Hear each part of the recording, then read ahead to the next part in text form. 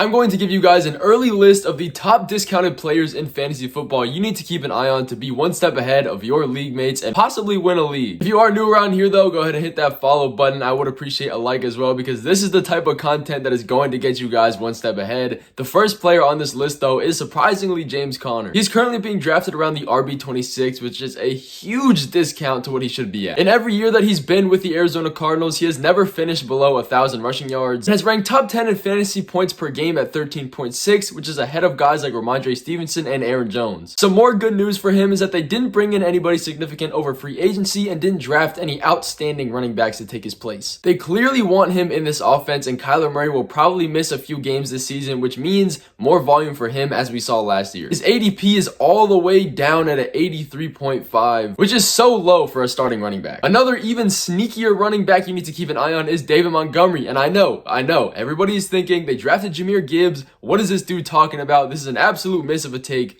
But let me tell you this. The Lions, as most of us know, have a very elite offensive line and run the ball a lot, more than most teams do. And you also can't forget that the Lions signed Montgomery for $11 million guaranteed. And if you know anything about football, GMs love to play their players that they pay big money. Just look at the situation with Zeke and Tony Pollard. Tony Pollard clearly looked like the more efficient back, but we never really saw him get that work role that he was supposed to have because Zeke was being paid so much money, and here Zeke is now leaving the team. Yes, Gibbs will take a lot of the volume, but we saw a dual backfield work with DeAndre Swift and Jamal Williams in previous years before DeAndre Swift was dealing with injuries last year. On top of this fact, everybody's thinking the same thing you guys were just now, that Gibbs is going to take all the work. And this exact thought process is what is making him a 7th to 8th round draft pick, which is crazy. So this is a great spot to keep an eye on him for the late rounds when you're pretty much just taking a chance on anybody. And it's also a great opportunity to handcuff these two running backs and take them both in your drafts. They will most likely be splitting the backfield similar to what Zeke and Pollard were doing last year. And if we learned anything from that situation, when Zeke missed time, Pollard was a top 5 running back. I feel like it'll have the same kind of vibe and same situation this year. So if you want to play it safe and you're in a deeper league, take them both and take the upside there. But another guy, Javonte Williams, he's an absolute steal if all things go right. And it's funny because I almost forgot about him making this video, which most of you guys have forgot about him too. But this is exactly why you can get him at a good value in drafts this year. This dude was looking like a beast in his first couple games before he got injured and was out the rest of the season. We also saw throughout the year that the Denver Broncos were a very slow-paced team and ranked dead last in offensive efficiency. And this fact alone is going to keep everybody from anybody on the Broncos offense, but I highly doubt they're going to stay this ineffective the entire year, especially considering their coaching changes and hopefully a new running back that'll get their run game going because they had virtually no run game last year. He also has that receiving value that we love to see in upcoming running back, and a lot of people are hesitant towards guys coming off injury, which is definitely not a bad way of thinking. But if you can get him late and almost undrafted in some leagues, you have to take a chance on him. But a wide receiver that I really do like that is at a discount right now that not a lot of people are thinking of is DJ Chark. He should fully be healthy at the start of this season for the Panthers. Yes, while Adam Thielen will be the number 1 wide receiver, presumably in this offense, DJ Chark can be number 2. And I know some of you guys are thinking, well, what about Jonathan Mingo, the wide receiver they just drafted with pick 39 in the draft? I'm not necessarily worried about him taking too much volume. But DJ Chark's discount is simply too massive to not jump on. He is at an ADP of 149, which is round 12 pretty much. This is just crazy. Even when he was at Jacksonville, he was a top 10 deep range target because he ranked in the top 10 in potential air yards. Even in his past 3 years in decreased roles, he has finished and been better than all the other wide receivers he's being drafted around. He's just simply too low. But that was a quick list of a few players that are very, very discounted right now, and you need to keep an eye on and put them in your notes for when your draft starts because they will for sure be more looked upon when the draft comes about.